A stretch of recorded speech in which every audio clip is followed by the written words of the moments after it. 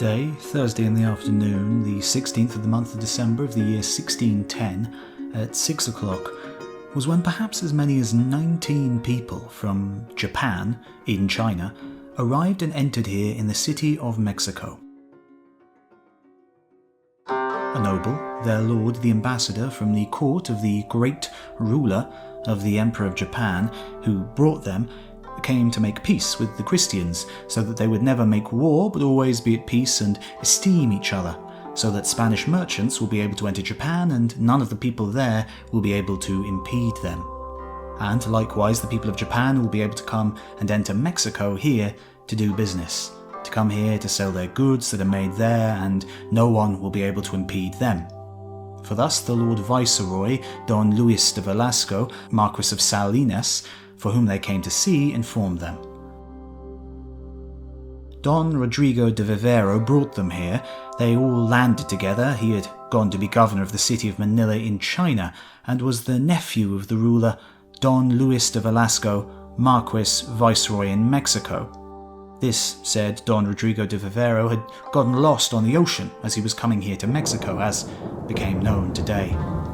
It turns out that a sea storm arose over them in the ocean, and they went along driven by the winds of the storm, and they threw all their goods they were bringing in the water, and in that condition the storm carried them to where they landed in the great royal archipelago of Japan.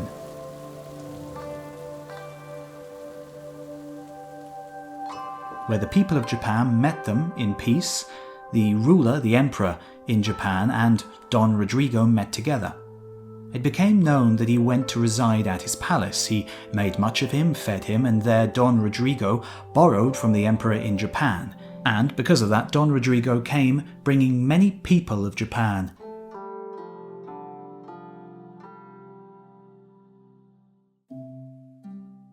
And some of the said people of Japan who came here were already Christians, and some still idolaters who were not yet baptized. And they came dressed as they are dressed up there. They wear something like an ornamental jacket, doublet or long blouse, which they tie at their middle.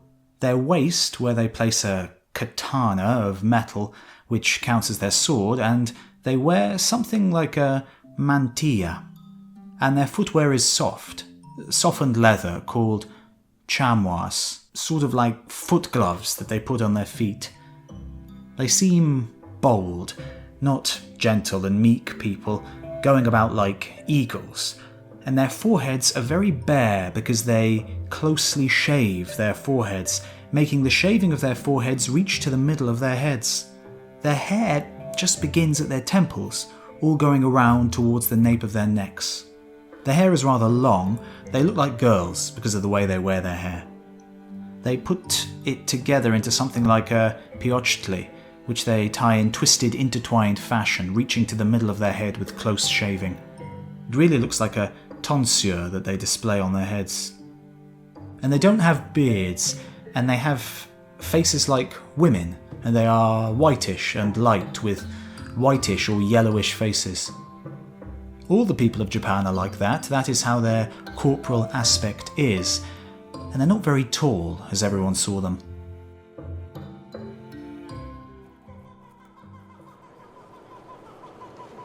When they entered Mexico here, the nobleman from there who came appointed as the leader of the Japan people was greatly honoured. The carriage of the viceroy, his very own property, went to Chapultepec to meet him as he was passing by on the road. He sent to him, sitting in the couch together, a discalced friar whom he had brought from Japan, and a judge of the audiencia. Today, Sunday at 2 o'clock on the 23rd of the month of January of the year 1611, was when at the church of San Francisco were baptized two of the Japanese people who came. They were baptized with true splendor. It was done in the presence of all the different ecclesiastics who dwell in Mexico, who all appeared there. The first baptized was a noble and lord of Japan, whose name upon baptism became Don Alonso.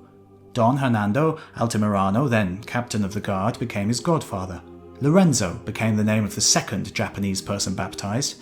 Don Pedro Altamirano became his godfather. And right away on the next day, on Monday, again a Japanese person was baptized. Felipe became his name. Today, Monday the 7th of the month of March in the year 1611, was when Sebastian Vizcaino, citizen of Mexico, set out and left Mexico, going to China. At that time, he then took the Japanese.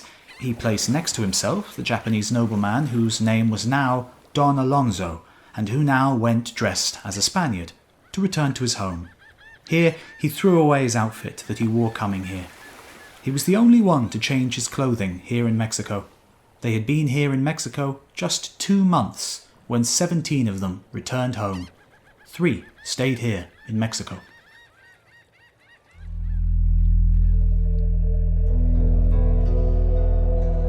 Today, Tuesday the 4th of the month of March of the year 1614, was when again there arrived here and entered into the city of Mexico those Japanese nobles. They came in on horseback at 12 o'clock noon.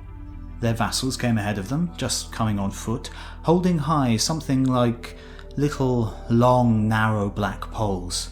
Maybe they're lances. Perhaps that signifies royal leadership there in Japan. They came attired just the same way they go about and are attired back home. They wear something like a tunic tied in the back, and they tie their hair at the backs of their necks. So far, only 20 of them have reached Mexico here.